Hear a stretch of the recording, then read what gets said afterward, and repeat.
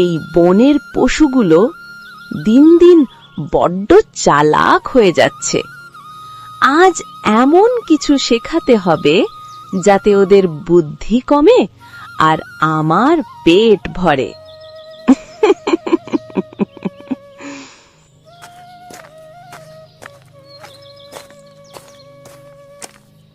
আমার প্রিয় শিষ্যগণ, সবাই সবাই উপস্থিত। প্রণাম পণ্ডিত মশাই। আজ আমাদের কি শেখাবেন?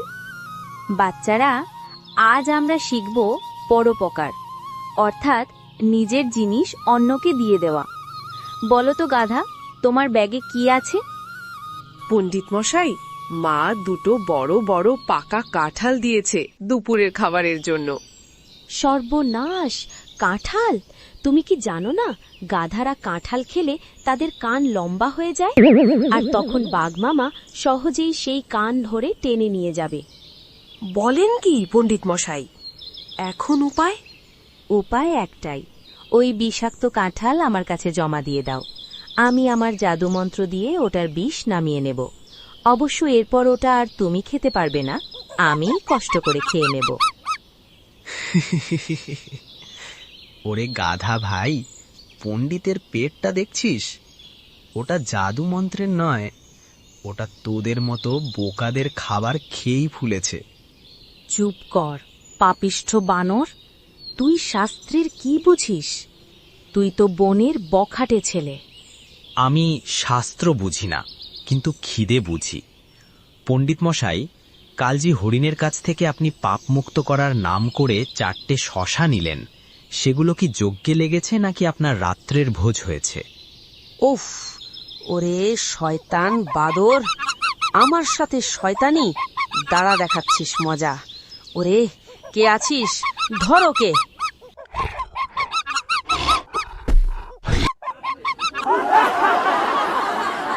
হাসিস না, এটাও একটা শিক্ষা। একে বলে ভূমিস্পর্শ যোগ। তোরা বুঝবি না।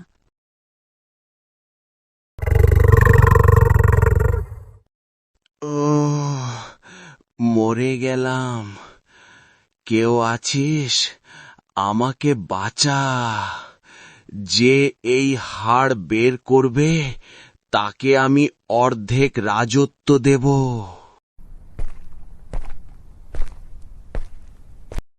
বাহ, সুযোগটা তো ফাটাফাটি।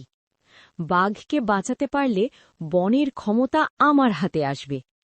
কিন্তু বাঘের মুখে হাত ঢোকাবে কে?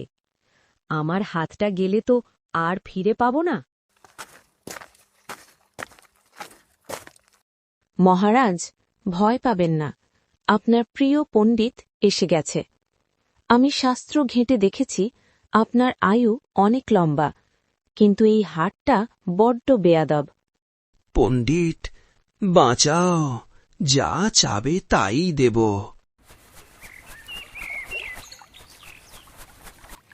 ওরে বক ভাই, বনের সর্বনাশ হতে চলেছে। মহারাজ বাঘ আজ পরলোকে যাত্রা করছেন। তিনি মারা গেলে বনের সব মাছ শুকিয়ে যাবে। একমাত্র তুমিই পারো তাকে বাঁচাতে। আমি কি করব পণ্ডিত মশাই? তোমার তো লম্বা ঠোঁট, তুমি মহারাজের গলা থেকে ওটা বের করে আনো।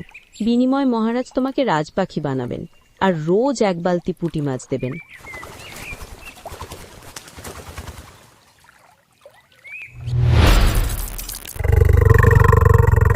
মহারাজ, আমার মাছে বালতি! কি স্পর্ধা! মহারাজের মুখে মাথা ঢুকিয়ে দিয়ে এখন মাছ চাস? জ্যান্ত আছিস এটাই তোর ভাগ্য।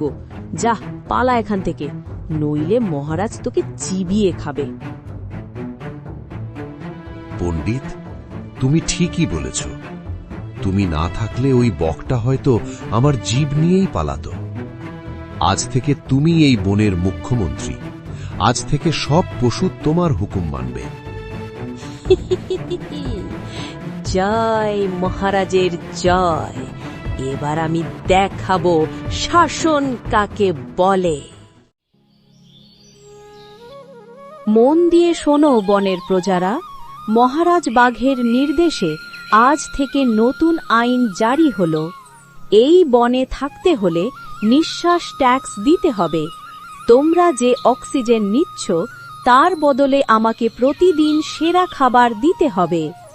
কিন্তু পণ্ডিত মশাই, আমি তো দিনে অনেক নিঃশ্বাস নিই, আমাকে কত দিতে হবে? হাতি ভাই, আপনার শরীর বড়, তাই আপনার ট্যাক্সও বড়। প্রতিদিন 1 মণ কলা আর 2 ঝুড়ি আখ আমার গুহায় জমা দেবেন, নইলে বাঘনামাকে বলবো আপনার সুর দিয়ে নুডলস বানিয়ে খেতে।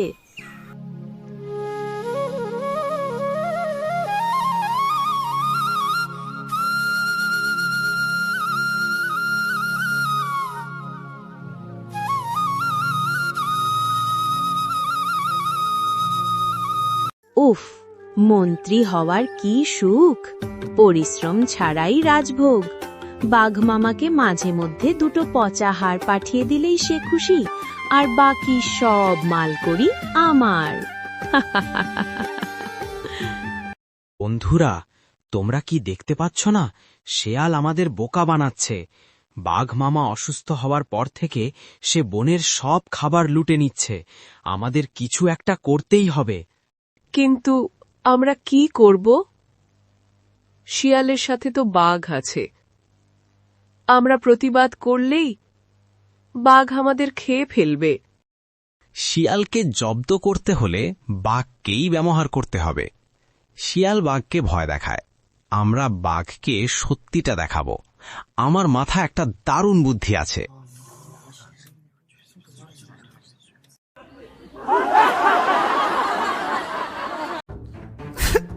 কে রে, ঘুমাতে দিচ্ছিস না কেন? মহারাজ, আপনার জন্য খুব মায়া হচ্ছে।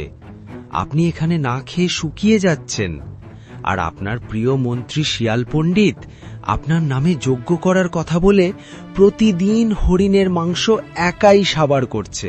কি? পণ্ডিত আমাকে ফাঁকি দিচ্ছে? অসম্ভব। বিশ্বাস না হলে আজ রাতে ওই পুরনো বটগাছের নিচে গিয়ে দেখুন। শিয়াল সেখানে অমর হওয়ার যজ্ঞ করবে বলেছে। আসলে সে সেখানে ভোজের আয়োজন করেছে। ঠিক আছে, আজ রাতে যদি তোর কথা মিছে হয় তবে তোকেই আমি ডিনার বানাবো। ওম হ্রিং তরিং। মুরগির রানটা হচ্ছে বড়ই চরিং। বাঘমামা ভাবছে আমি তার জন্য পুজো করছি, আর আমি এখানে দিব্যি ভোজ করছি।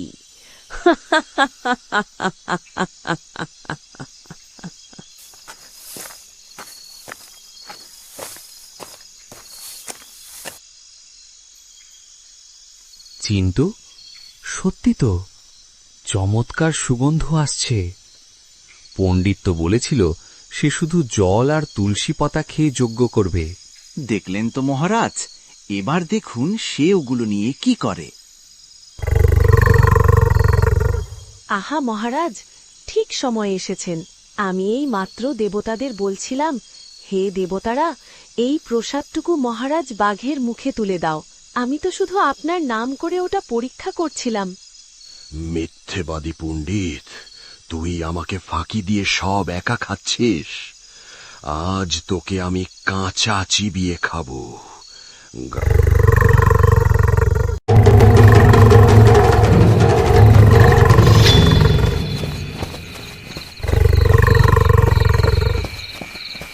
মহারাজ, রাগ করবেন না।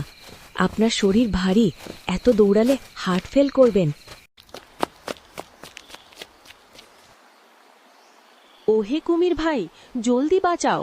মহারাজ বাঘ আসছেন তোমাকে এই বনের জলমন্ত্রী বানাতে। তিনি চান তুমি তাকে পিঠে করে ওপারে নিয়ে যাও, সেখানে রাজ্যাভিষেক হবে। তাই নাকি পণ্ডিত মশাই? আমি তো ভাবলাম মহারাজ আমাকে খেতে আসছেন। জলদি উঠে পড়ুন আমার পিঠে।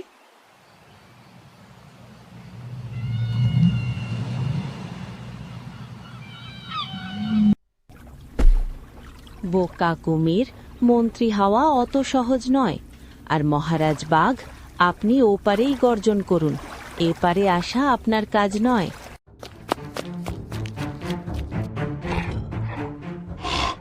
কি হলো পণ্ডিত মশাই? ওটা কি লেজ আটকানো যোগ? শাস্ত্রে কি এটার কথা লেখা আছে? পণ্ডিত, তুই অনেককে ঠকিয়েছিস। আজ তোর নিজের লেজই তোকে বন্দি করল। এখন সারা রাত ওই কাঁটা ঝোপেই থাক।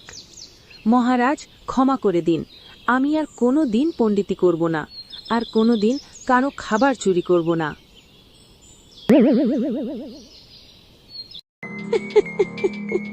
এই বনটা হাতছাড়া হলো তো কি হয়েছে? সামনেই তো মানুষের গ্রাম দেখা যাচ্ছে। মানুষের বুদ্ধির চেয়ে আমার বুদ্ধি নিশ্চয়ই বেশি। কাল থেকে সেখানে নতুন পাঠশালা খুলব।